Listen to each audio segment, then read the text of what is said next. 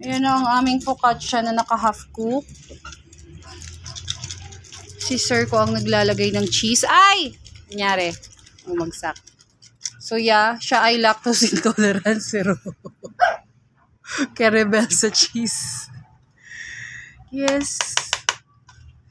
Ayan na ang aming focaccia. Kinuha niya rin yung tipak-tipak na nilagay niya. Ay, natatakam na ako. Gusto ko na siyang kainin. Nilagay ko na sa ref. Nilagyan ko na kanina, di ba? Dadagdagan mo pa? Dadagdagan natin yan. Baka umalat. Hindi. Sa bagay, may ketchup pag umalat. Nagsasayang ka ng cheese. O, ganyan. Tapon-tapon. Balik na sa oven. Ako magbabalik. May paso na nga ako eh. Ikaw na.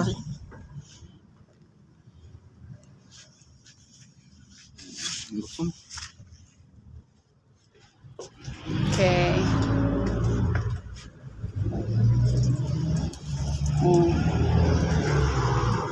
Yeah. Yeah. Para hindi sayang ang init. Minsan lang yan, minsan lang, promise. Hindi po yan lagi nagagamit. Paminsan-minsan lang. Para lang hindi kalawangin.